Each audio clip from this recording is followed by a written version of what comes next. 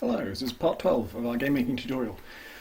Last time we did collision, and we managed to get as far as the player can't walk through walls, and enemies bounce off walls when they hit them. But there are two problems with our collision system. One is, if I fire this gun, it gives me some kick, and the kick can take me through walls, all the way through walls. And then the other problem is, the other gun, the wave gun, shunts enemies, and it shunts them through walls, but it doesn't itself go through walls, so then they get stuck in the wall forever. So both of those things are bad. The player one, this time, the player is easy to fix, because there's a bunch of different ways we can do this. The problem is that when we fire this single shotgun, if we go into the step event, there's a bit of code here that says our owner, take their X and Y position, their actual position in the world, and change it by this much, this kick and kick direction. And that's a bit rude. We're reaching into that object's most core details, its most fundamental properties, and just changing them for it without its permission. And rude is one way to say it. The other way is it's kind of messy in terms of your code. If you've got this object, this is a gun that's lying on the ground, and then when you pick it up it's attached to the player, and that's on that object's code. There's some stuff that modifies some fundamental things about our player himself, and that means when something's going wrong with a player, you've got to search through anything that might have code on it that affects the player. So a better way to organise your code is to try and make sure that all of the stuff that really directly affects the player, all of its fundamental things like its X position, are handled by the player itself, and then if another object wants to influence those, instead of directly changing them, it should send it a message and say, hey, I think you should be shunted in this direction. And the player himself can decide, okay, is there room to be shunted? Okay, there is, so I'll be shunted. But if there isn't room, then I'm going to ignore your signal. You don't get to decide where my X position is, I get to decide that. And I run an intelligent check to make sure there's room, and I'm saying there isn't room, so I'm going to ignore your command, and I'm just going to leave my position where it is. So that's what we're going to do. But to just kind of give that stuff a name, I don't know if this is actually the right name for it, but I was taught this as encapsulation, which is the concept of trying to keep all the code that relates to an object on that object. And on Gunpoint I didn't do that very much, and so stuff like, any old object in the game could kill the player or kill an enemy. So if an enemy started dying for no reason that I intended, I wouldn't know where to look for the code for that. I would have to search every single place that it's mentioned all over the code. Whereas if everything was just sending the enemy a signal saying, oh hey, instead of saying enemy.dead equals true or whatever, or enemy instance destroy, if we just sent it a message, like when a bullet hits it, we send it a message saying you've been shot, and the enemy himself decides, I've been shot. Should I die or should I not die? I don't know. And then there'll be a bit of code that says, yes, I should die. And then if I see my enemy dying for a reason I don't understand, I would look through its code and find all the different ways that it can die. I would have a line that says, if I'm shot, die. If I'm punched, die. If I'm crushed by a door, die. And I could test which one of those was being triggered and find out which thing was actually causing it, and then track it down that way. So that's just why it's a good thing to do it this way. It'll be a good thing in our case too. And so what we're going to do is, instead of directly modifying it, what we're really saying is, hey, you take your position and add this onto it. And that's fine, that's what we want to do, but we're going to leave it in the player's hands as to whether he actually does that. So it's this bit, this is the crucial information we're sending him. So instead of modifying his X position, what if he had a variable called shunt, or X shunt? So X shunt we'll just make it equal to this, and Y shunt will be equal to this. So now instead of moving the player, we're telling him, here's how much I think you should be shunted by. And the player himself is going to decide, should I be shunted by that much? Don't know, going to look into it. So let's make sure we initialize those variables. So let's make sure the player actually has a shunt thing. I'm going to write this out. X shunt equals 0, Y shunt equals 0. I'm actually going to copy that and put it in a script right away. And we'll call the script something like reset shunt. Shunts? Yeah, that's funnier. It's not necessarily more accurate, but as a word it amuses me more. So a reset shunt script is going to set those things to 0. That's a very small amount of code to put in a script, but we are going to be using that a lot. So I'll just say that. So that sets up those values. And then in our code, we will want something like to replicate the behavior we had before, we would just say x equals x plus x shunt and y equals y plus y shunt. And then we'd also, after we've done that, we don't want to do that next frame again. Like if we got shunted once, we want to shove ourselves once, then we don't want to do that ever again unless we're told to. So we want to reset our shunts after we do that. And now we've got the behavior that's exactly the same as we had before, which means we'll go through walls. So it's not actually what we want, but it's I'm just explaining how we translate that into this new system. So this is the player deciding to obey its shunt command, and because the shunt is a one-time thing, after it's obeyed it, it resets those variables to 0, so that we won't do it next frame unless in the meantime something else has told us to shunt, i.e. we fired again. So what we're kind of interested in is, let me think about this. We want all this code to apply this position that we check. What we're trying to do here is check the position we're going to move to, which, when we're just moving in a normal way, is x plus h speed, y plus v speed. But now we know we might be shunted, so we want to take the shunting into account. And this code all uses h speed and v speed all throughout, so rather than sort of try and work the x shunt into there and paste it all in everywhere, we're actually just going to get rid of all of this really, because we want to do it intelligently instead of that. So we will say h speed equals h speed plus x shunt. Remember, h and x are basically the same thing, horizontal and the x coordinate. V speed equals v speed plus y shunt. So we're taking these shunt values into account. And now when we check, is this position we're about to move to, is that clear? All this code's really smart and good and works. It's not that good.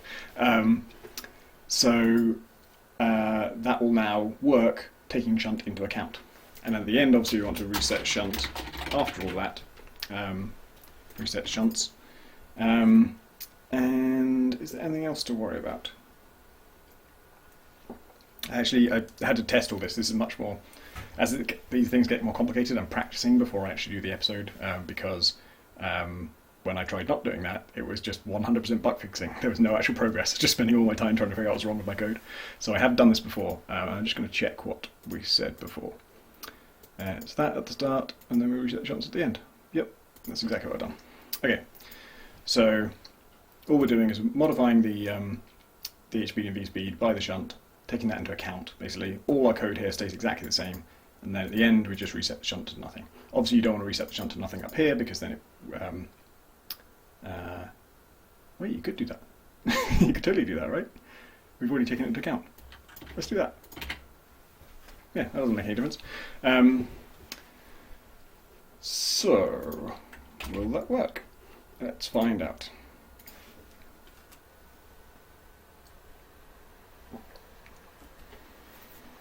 There's a kind of special property of the player that makes this okay that we'll talk about in a minute, hopefully. Yeah, I don't go through the wall anymore. I don't go through the walls in that direction either. And I don't go through the walls in this direction, or this direction. It's worth testing all four, you never know. So that's cool. The special property of the player that makes this work is, well, just makes it simpler, is that right before all this, we set our speed every frame. We set it to 0, and then if we're pressing any keys, we change the v speed and h speed appropriately. And so that means that the fact that we added on to our h speed here, we don't need to worry about, because next frame, before we ever do it again, we'll reset it back to 0, and we'll reset it to whatever we're pressing the keys for. If we were to do all this on our enemy, because remember the enemy also gets shunted by stuff, the problem would be that the h speed would keep getting higher and higher, even if shunt gets reset correctly. Every time we add to it, we're increasing the speed. So even if we only add to it once, then we've increased the speed permanently. So we need to be resetting the speed. So that's what we're going to do next. How do we want this to work? So, first of all, it should be a script. And right now, I'm actually going to separate this out because we've got bounce off walls, and what it does is keeps you inside the room, that's that bit, and then bounces off solid objects. I think those are two conceptually different things, so I'm going to, let's call this one stay inside room, and that'll just be the room code. And we'll make a new one called enemy collision with solids, and that'll be this. So right now we just, if we're about to hit something, we try and turn around. I think we should still do that, leave that as it is. But then we also want to say, really what we want to happen is, that code worked before we shunted ourselves around. So we need to, we still want that turning logic to work the same way it did. If there's something in our way, if we're moving normally and we see something ahead, we want to turn around in some random direction. Well, not random direction, but some arbitrary direction. But then in addition to that, if we were being shunted as well, then regardless of whether we're about to turn around or whatever we are, after we've done this, after we've sorted out the direction we want to head in, then test, would being shunted knock us into a wall? Because that's all we want to do, is just, if we're being shunted into a wall, just don't do that. This isn't like the most sophisticated, perfect solution, it's not going to be pixel accurate or anything. But we just want to say, if place meeting x plus, now we're talking about what will happen next frame, so we want to add on the HP again. And then we also want to add on x shunt. And y plus v speed plus y shunt. If that collides with a solid object, then let's just reset shunt. So if our shunt is going to get us in trouble, it's going to make us clip into something, we already know that our h speed and v speed won't make us clip into something because we sorted that out. If our shunt is, then just set shunt to 0. We don't care that much. So that's one part of it. Shall I label that?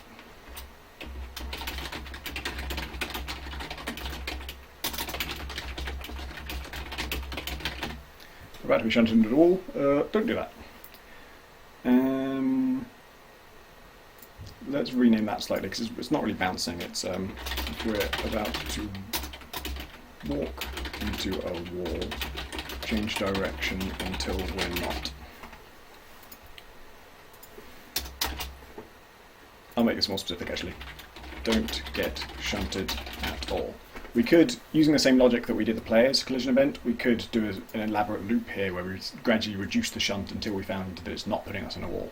But this is the enemy behaviour, it's not as critical that it feels right. I mean, it shouldn't feel weird, but with the player, if you put the player 1 pixel out of where they expect to be, it's irritating, it's actively annoys, it feels bad to control, it really spoils the game. Whereas if an enemy's not moving quite the way the enemy expects to, who cares? He's a fucking enemy. So the fact that he might stop a bit short of the wall is not a problem. If he goes into the wall, it is a problem, because then you might not be able to shoot him, he might be the last enemy on the level, maybe you have to kill him to progress, that's a big, big problem. Whereas his behaviour not looking perfectly smooth is not something we really care about at this stage. So we're now using the shunt value, but we haven't actually initialized it or anything. If we're going to be... actually, for now I think we can just... well, first I should update the enemy step event. Sorry, I'm skipping around all over the place here. Because that function doesn't exist anymore. So we want enemy collision with solids, and we also want stay... What was it? I'm going to wait for it to pop up. Stay inside room. So those are the two things we want to run in the step event. We're going to do the same thing for the shrinking enemy. These are just script names, so I don't mind copying and pasting those because we actually want to think about, you know, maybe we want an enemy type that doesn't stay inside the room. Maybe we want one that doesn't collide with solids. Hard to imagine. And now on their create event, we want to initialize these shunt things, the shunt, X shunt and Y shunt. We can do that just with the reset shunts script, because that sets them to 0, which is the same thing as initializing them. So make sure they have a shunt value, and then lastly, well not lastly, we've got one more thing to do after this, it's the liquid shot that actually shunts them. So let's go into that thing, step event, and we will take this bit where it is modifying the position, and instead we will say, delete that part, we'll just say shunt, or just the word shunt. And why shunt? So this will, if multiple blobs hit the enemy in the same frame, they're all just going to set its shunt event, shunt inputs, and they will overwrite each other, and whichever one hit it last will actually be the one that has effect. That's because we don't. If they added to the shunt, then the shunt would get out of control. And we could do something where we check whether our shunt is stronger than the shunt it's already being shunted by, but that gets into a bit of a rabbit hole because, for one thing, we don't know whether the existing shunt is one that we want to combine with or one we want to be overridden by. Like if we're shunting in this direction, the other shunt is actually shunting in that direction, then we haven't solved the problem. We're really just overriding something that we might not want to override. And secondly, we are then getting the enemy's shunt value. So the enemy has to have a shunt value for this to work, and it would crash if he didn't. And really, one of the nice things about doing it in this encapsulated way is that it doesn't matter if we did this to an enemy that doesn't have a shunt value at all. It's up to the enemy whether he wants to obey the shunt command, the shunt input. I think of it like these things, variables that you're allowed to set on someone else, the variables that they let you set for them, those are kind of inputs, because it's you telling them something. I'm telling you, I want you to do this. And it's up to you whether you do something with it. It's never going to be a really big, terrible thing that might, break you. That's what I call them.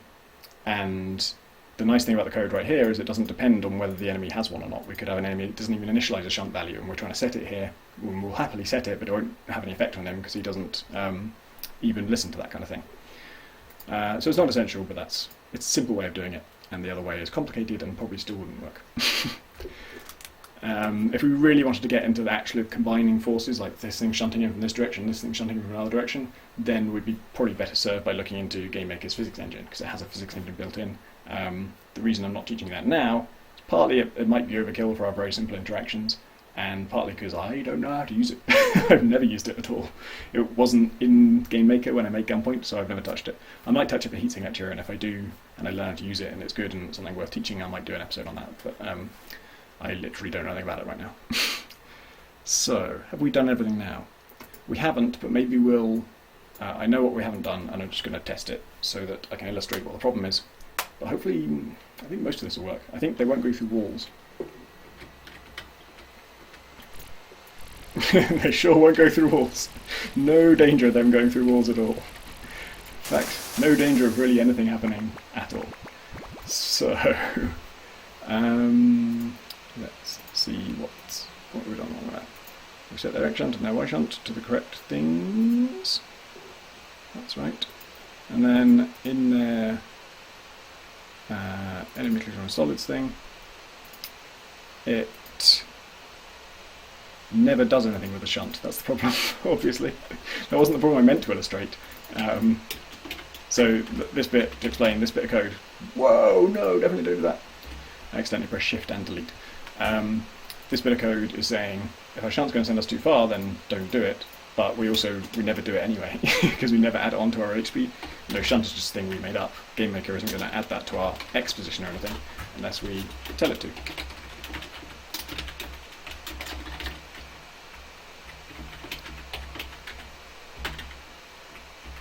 And that should shunt us now. And I think we won't go through walls, but they won't go through walls. I just say we all. Oh my god. Yeah, there you go. So that's what I was trying to illustrate, because it's funny. That is what I was talking about earlier, where the player gets his speed reset every frame, so it doesn't matter that shunt is being added permanently. But if shunt is being added permanently and you're not resetting your speed, you get this. You get crazy bouncy enemies. And luckily our going out of rooms code is also pretty bad, so they're staying out of the room once they leave it. So what we need to do is we need to reset the enemy speed every frame.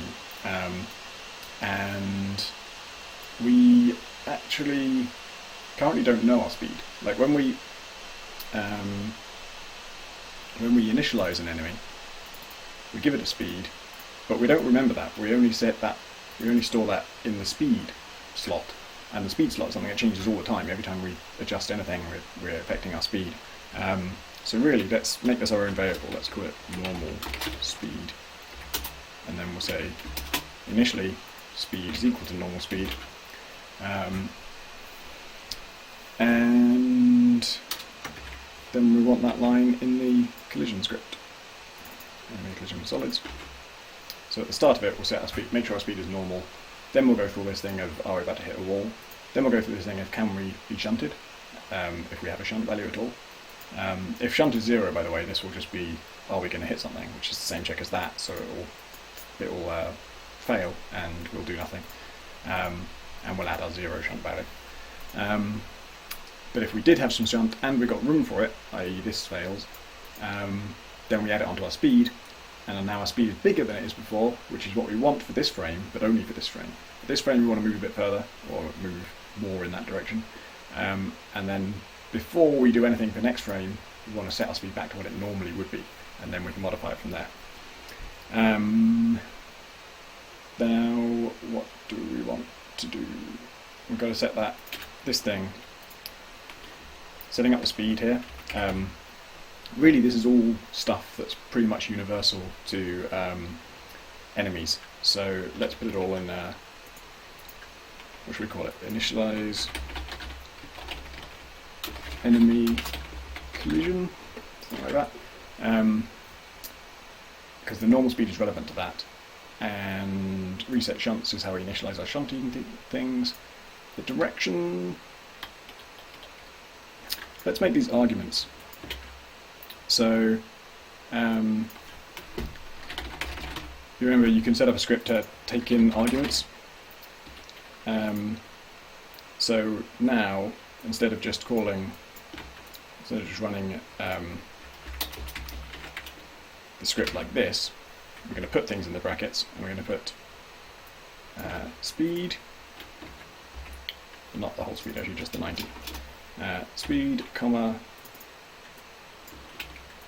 direction. So that's nice, because now if we wanted to change the speed of different enemies, we could do it differently. So in fact I might even do that. This is a shrinking enemy, go into the exploding enemy, replace all this stuff with that, and let's make him faster. Let's make him 150. That's quite a lot faster. But what if one day you are writing this and you open the brackets and then you can't remember, hang on, what goes here? Is it direction first or is it speed first? You know, if you write like instance place and then brackets, pops up down, point with a cursor, not my finger, pops up down the bottom with what it wants from you. It wants X, Y, and object. Well, we can do that for our own functions too. We go back to this one. So here we know, oh no, sorry, not random, just the argument one. We know, as we're writing this function, what the arguments represent, so we can actually write it up here. And the way you have to do it is you have to put 3 slashes, so it's like a comment but with 1 extra slash, and then you write your function name and you do the brackets, and then you just write in any words you like to describe what you mean. So normal speed, comma, direction. And we could even say something like normal speed in pixels per second. And now, hopefully if we go back to this, yeah, so if I'd just written this and I open the brackets, I can't remember, it says down the bottom now, normal speed in pixels per second and direction. And that's just what I'm going to do. So I've done that on both, right? And they've got different values, and that might be it.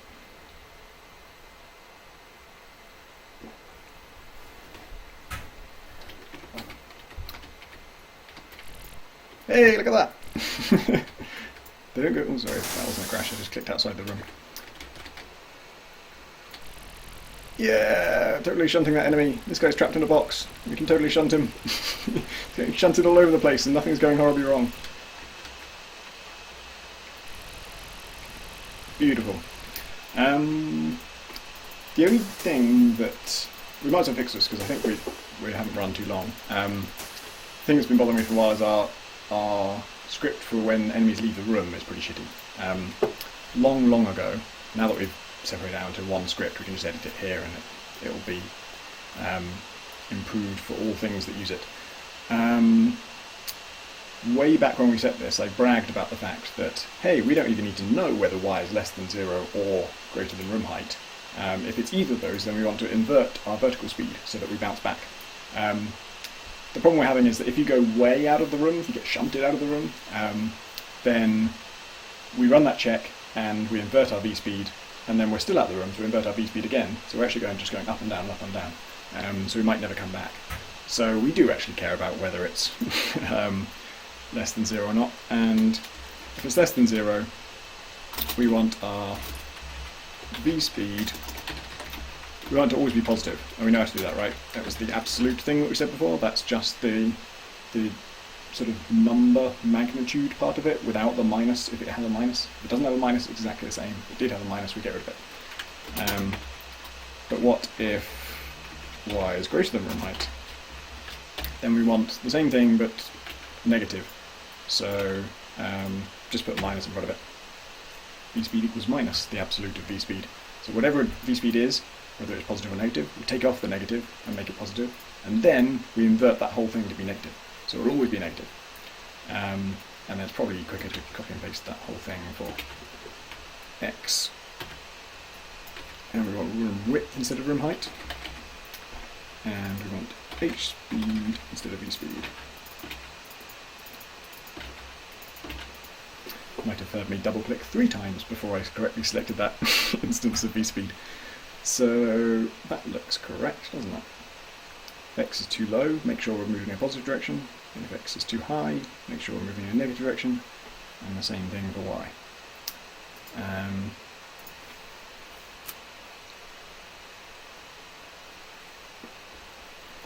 Probably won't notice much difference, because...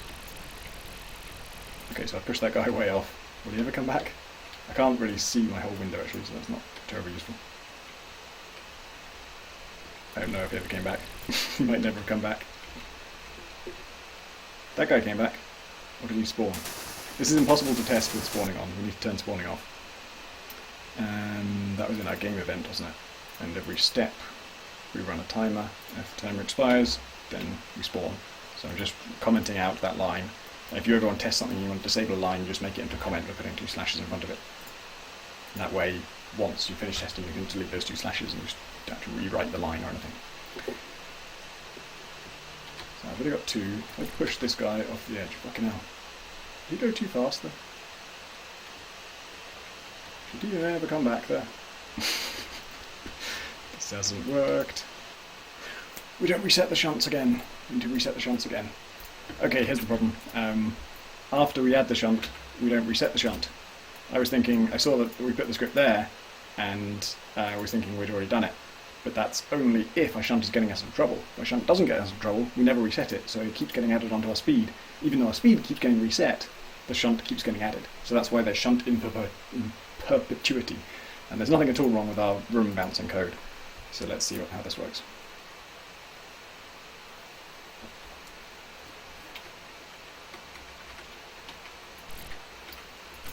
That's good, they're not shunting crazily. And then if I shunt them way off, it comes back! Even with quite a lot of shunting. Yeah, he's very persistent now, that's great. Can't get rid of that guy. Except by killing him, which is easily done. And let's try with a different enemy in a different edge of the room. And don't come back! Oh, you came back! Okay, thank God that worked. And that's it for this episode. Who knows what we'll do next time? Something more fun than collision, I hope.